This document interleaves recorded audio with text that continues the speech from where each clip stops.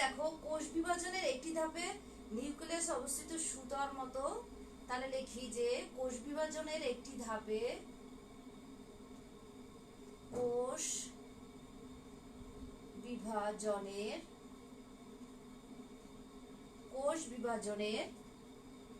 একটি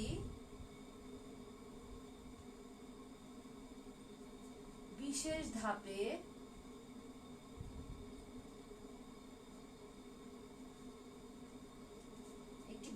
ধাপে নিউক্লিয়াসে অবস্থিত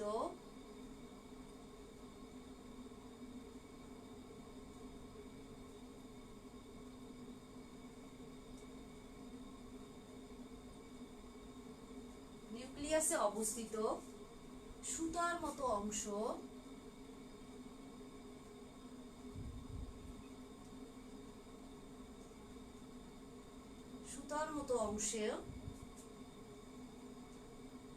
অংশের সেন্ট্রোমিয়ার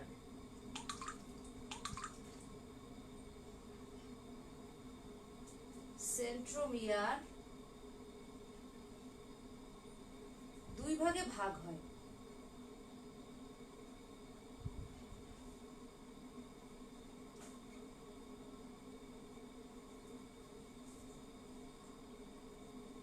সেন্ট্রোমিয়ার দুই ভাগে ভাগ হয়ে যায়, ফলে বিভাজিত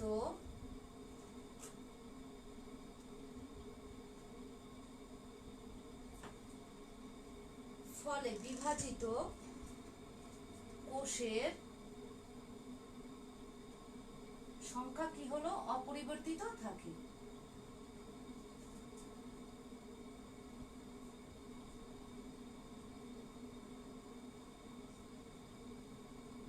আচ্ছা খেয়াল করো, তাহলে এই আমাদের ছিল কি প্রশ্ন যে ফারাবি স্যার বিজ্ঞান ক্লাসে কি কোষ বিভাজন করিয়েছে, তাই না?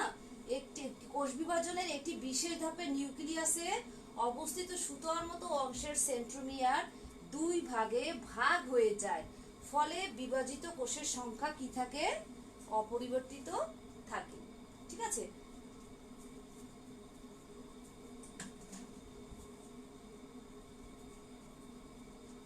তাহলে আমাদের কয়ের প্রশ্নটা কি ছিল? কয়ের যে প্রশ্ন, সেই প্রশ্নটা হচ্ছে কোন ধরনের কোষ বিভাজনে জনন কোষ উৎপন্ন হয়?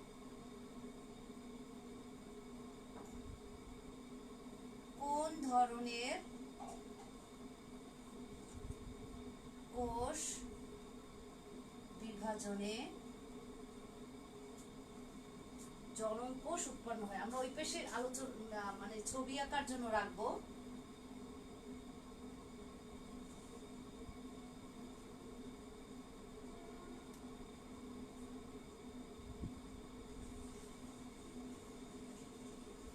ঠিক আছে, ক্ষয়ের প্রশ্ন হচ্ছে কি অ্যামাইটোসিস বলতে কি বোঝায়?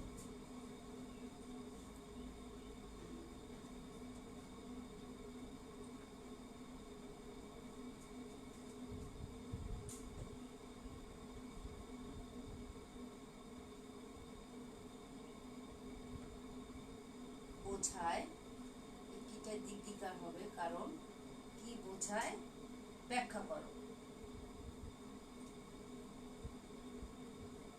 ঠিক আছে, তারপর গয়ের প্রশ্নটা হচ্ছে, আচ্ছা আমরা দুইটা আলোচনা করে পরে আবার দুইটা লিখবো, কারণ জায়গায় আমরা এখানে আবার বিস্তারিত আলোচনা করব। আচ্ছা তাহলে দেখো আমাদের প্রশ্নটা হচ্ছে কি যে খেয়াল করো, কোষ বিভাজনের একটি বিশেষ ধাপে নিউক্লিয়াসে অবস্থিত সুতার মতো অংশের সেন্ট্রোমিয়ার দুই ভাগে ভাগ হয়ে যায়, ফলে বিভাজিত কোষের সংখ্যা অপরিবর্তিত থাকে। আচ্ছা আমরা তো কোষ বিভাজন পড়েছি, তাই না?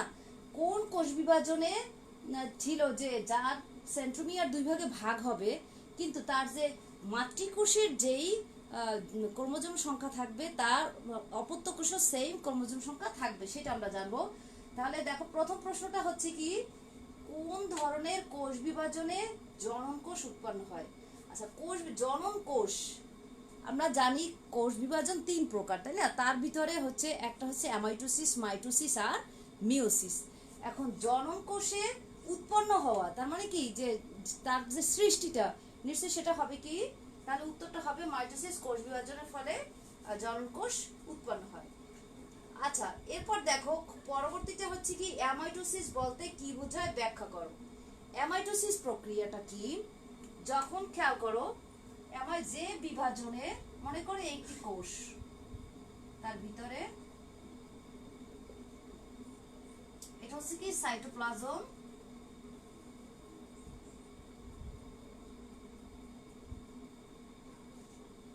এটা হচ্ছে কি নিউক্লিয়াস।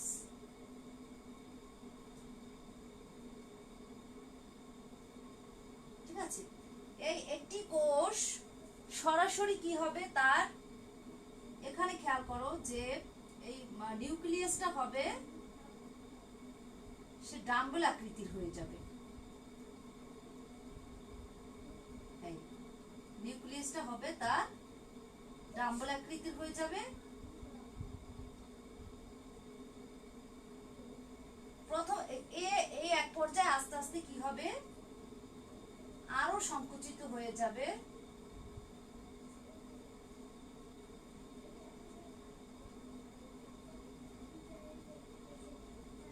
ঠিক আছে, পরবর্তীতে কি হবে, একদম দুটি আলাদা আবার কোষের সৃষ্টি হবে। তাহলে আমরা দেখি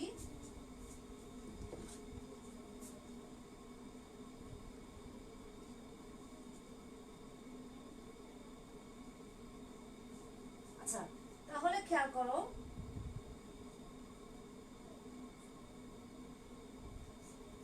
এখানে আমরা দেখতে পাচ্ছি কি সাইটোপ্লাজম এবং নিউক্লিয়াস। সাইটোপ্লাজম নিউক্লিয়াসটা ডাম্বল আকৃতির হয়ে যায়, সাথে সাথে কি তার সাইটোপ্লাজমও কি সংকুচিত হতে থাকে, এবং সংকুচিত হয়ে পরবর্তীতে এক পর্যায়ে দুটি সরাসরি খণ্ড হয়ে যায়। তাহলে যে প্রক্রিয়ায় সাইটোপ্লাজম ও নিউক্লিয়াস সরাসরি বিভক্ত হয়ে দুটি অপত্য কোষের সৃষ্টি করে সেই প্রক্রিয়াকে অ্যামাইটোসিস প্রক্রিয়া বলে।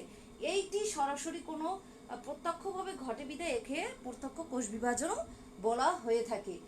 এইগুলো আমরা জানি নিম্ন শ্রেণীর, যেমন ব্যাকটেরিয়া, তারপরে অ্যামিবা, ছত্রাক, এই ধরনের উদ্ভিদের ক্ষেত্রে, আসলে উদ্ভিদ এবং প্রাণীর ক্ষেত্রে কি হয়, এই আমাদের অ্যামাইটোসিস প্রক্রিয়াটি সম্পন্ন হয়ে থাকে। এটা হচ্ছে অ্যামাইটোসিস প্রক্রিয়া।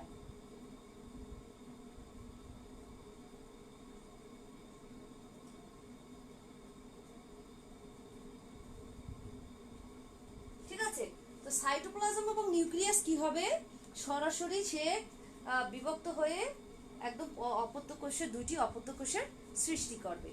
এই হলো অ্যামাইটোসিস প্রক্রিয়া। এরপরে আমরা দুটি প্রশ্ন শিখলাম। এখানে কি ক নম্বর প্রশ্নটা আমরা জেনেছি, আর এখানে যে খ নম্বর প্রশ্নটা আছে অ্যামাইটোসিস বলতে কি বোঝায় ব্যাখ্যা করো। এটা আমরা ছবি এঁকে একটু ব্যাখ্যা করলে এটা আমরা 2 মার্ক পাবো ইনশাআল্লাহ। এরপরে দেখো আমাদের যে গয়ের প্রশ্ন কি ছিল।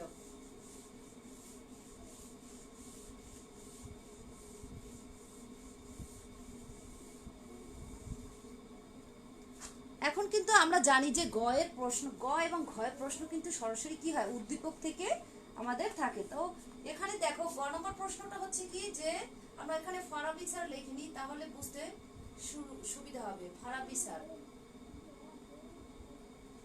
তো এখানে গয়ের প্রশ্নটা হচ্ছে ফারাবি স্যারের যে বর্ণিত, ফারাবি স্যারের বর্ণিত বিশেষ ধাপটির সচিত্র বর্ণনা করো।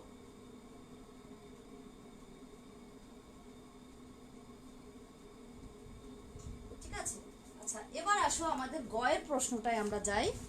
গয়ের প্রশ্নটা হচ্ছে কি, গ এখানে লেখা আছে দেখো, ফারাবি স্যারের যে বর্ণিত বিশেষ ধাপটি, কোষ বিভাজনের একটি বিশেষ ধাপ, সেই বিশেষ ধাপটা কি, নিউক্লিয়াসে অবস্থিত সুতার মতো অংশের সেন্ট্রোমিয়ার 2 ভাগে ভাগ হয় এবং ফলে বিভাজিত কোষের সংখ্যা অপরিবর্তিত থাকে। তাহলে আমরা যে কোষ বিভাজন পড়েছিলাম সেখানে মাইটোসিস পড়েছিলাম কি, যে কোষ বিভাজনের ফলে কি হবে, নিউক্লিয়াস বিভাজিত হয়ে সে একবার বিভাজিত হয়ে সম আকৃতি, সম গুণ সম্পন্ন এবং সমান সংখ্যক অর্থাৎ মাতৃকোষের অনুরূপ যে অপত্যকর সৃষ্টি করে সেটাই হচ্ছে মাইটোসিস, কোষ বিভাজন। তাহলে আমরা প্রথমে লিখব যে ফারাবি স্যারের বর্ণিত বিশেষ ধাপটি হচ্ছে মাইটোসিস, কোষ বিভাজন।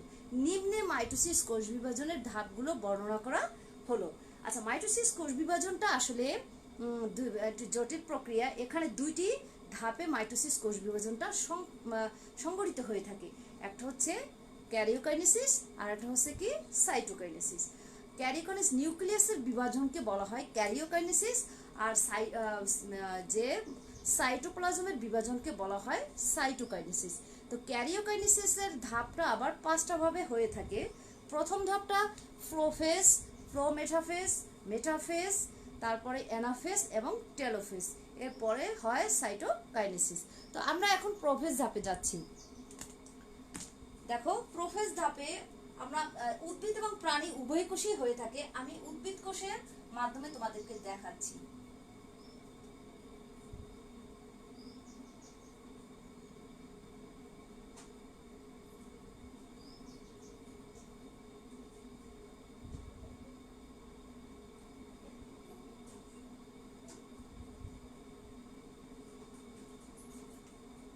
এই যে উদ্ভিদ কোষে এখানে পেঁচানো পেঁচানো সুতার মতো থাকবে। তাহলে কি প্রোফেজ হচ্ছে কোষ বিভাজনের প্রথম ধাপ এবং এই ধাপটা হচ্ছে সবচেয়ে দীর্ঘস্থায়ী। ঠিক আছে, এই ধাপে কি হবে যে তার যে নিউক্লিয়াস এবং নিউক্লিয়ার মেমব্রেন আস্তে আস্তে কি হতে থাকবে, বিলুপ্ত হতে থাকবে এবং পানি বিযোজনের ফলে এই যে ক্রোমোজোম গুলো মোটা এবং খাটো হতে থাকে। আবার প্রাণী কোষেও কি হয় একইভাবে, তখন তার যে সেন্ট্রোমিয়ার থাকে, সেন্ট্রোমিয়ার থেকে অ্যাস্টার-রে রশ্মি প্রদর্শিত হয় এবং আস্তে আস্তে আমাদের এই যে নিউক্লিয়ার মেমব্রেন এবং নিউক্লিওলাস দুইটাই বিলুপ্ত হতে থাকে। এগুলো আমাদের প্রোফেজ। এরপরে আসে কি প্রোমেটাফেজ।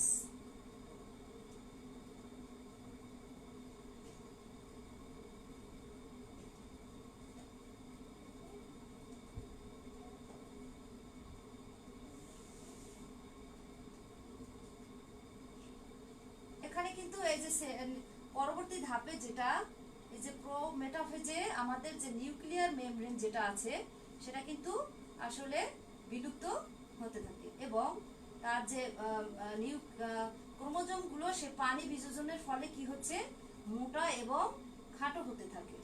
ঠিক আছে, এবং নিউক্লিওলাসটা কি হচ্ছে, বিলুপ্ত হচ্ছে।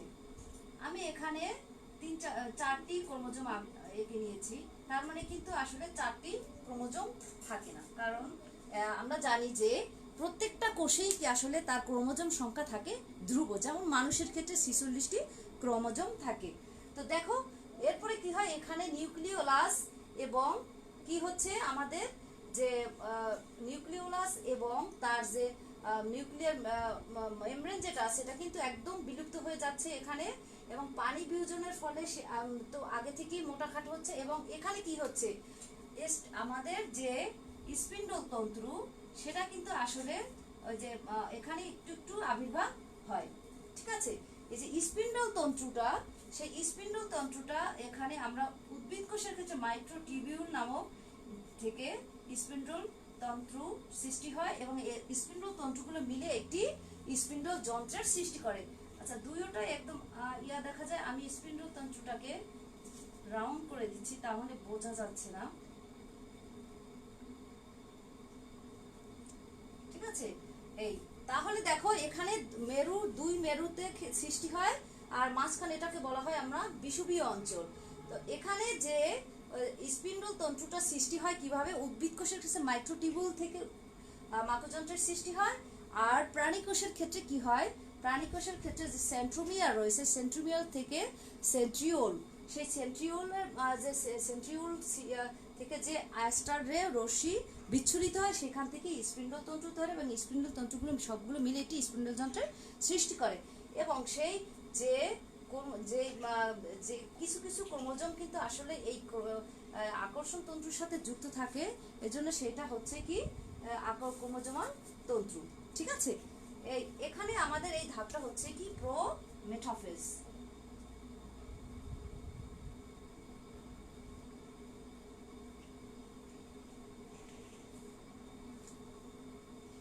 আসি আমরা মেটাফেজ ধাপে।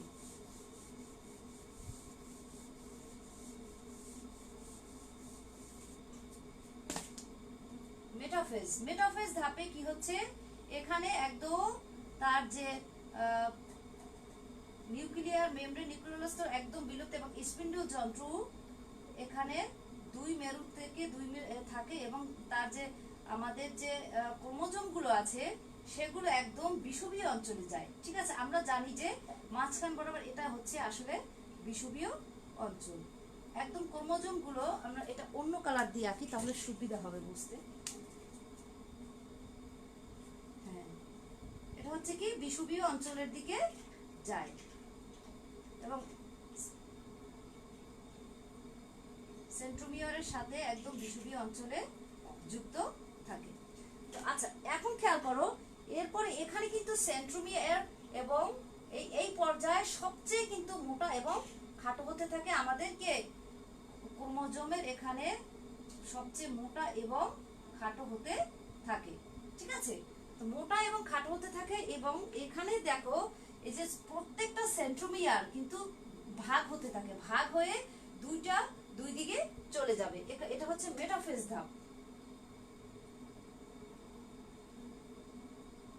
মেটাফেজ ধাপ, এই ধাপের পরে আসে অ্যানাফেজ।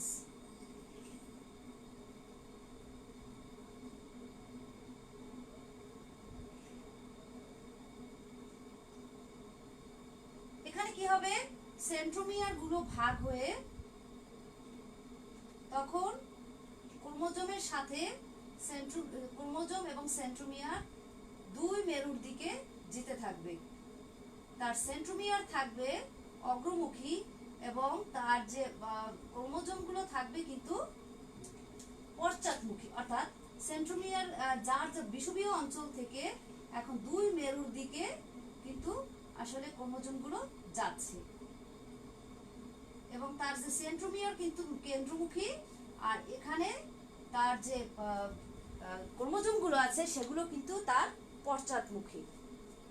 এটা হচ্ছে, এবং এখানে অ্যানাফেজ দশায় সব এই যে আমরা যে কথাটা বলি যে মাইটোসিস কোষ বিভাজনে তার সম আকৃতি সমান সংখ্যক যাচ্ছে একদম সমানভাবে এই বিভক্ত হতে থেকে আসলে অ্যানাফেজ দশায়, এবং তার যে স্পিন্ডল তন্তুটা আছে এটা কিন্তু আসলে একদম এরকম বিলুপ্ত হতে থাকে। ঠিক আছে, এভাবে বিলুপ্ত হতে থাকে এবং পরবর্তীতে এই যে সেন্ট্রোমিয়ার যুক্ত থাকার কারণে ক্রোমোজোমগুলোকে আমরা যে ইংরেজিতে ভি, এল, জি এবং আই এর মতো অক্ষর আকৃতি আমরা দেখতে পাই। এরপরে আসে কি আমাদের টেলোফেজ ধাপ। এটাই হচ্ছে আমাদের কোষ বিভাজন। এখানে দেখো একদম মাঝখানে তার যে নিউক্লিয়াসের যে এন্ডোপ্লাজমিক রেটিকুলাম আছে সেটার থেকে বিন্দু বিন্দু পরিমাণে এখানে মাঝখানে একটি কোষ প্লেটের সৃষ্টি করে এবং পরবর্তীতে আবার তার নিউক্লিয়ার মেমব্রেন, নিউক্লিওলাস এগুলো কিন্তু আবার তৈরি হতে থাকে এবং তার ক্রোমোজোমগুলো পানি আবার অর্থাৎ যার প্রোফেজের উল্টো ধাপটা এখানে হয়, সংযোজন হতে থাকে এবং পরবর্তীতে টেলোফেজ, পরবর্তীতে একদম আবার সে মোটা খাটো থাকে। এরপরে আসে আমাদের যে সাইটোকাইনেসিস ধাপ। সেই সাইটোকাইনেসিসে কি হবে, তখন এই যে এন্ডোপ্লাজমিক রেটিকুলামের আসলে টেলোফেজের পর থেকেই তার সাইটোকাইনেসিস শুরু হয়ে যায়। সাইটোকাইনেসিস ধাপে এখানে তার যে এন্ডোপ্লাজমিক রেটিকুলাম থেকে বিন্দু বিন্দু পরিমাণে এখানে একটি কোষ প্লেটের সৃষ্টি করে এবং এটাই পরবর্তীতে আসলে কি হলো, পরবর্তীতে কোষ প্রাচীরের সৃষ্টি হয়।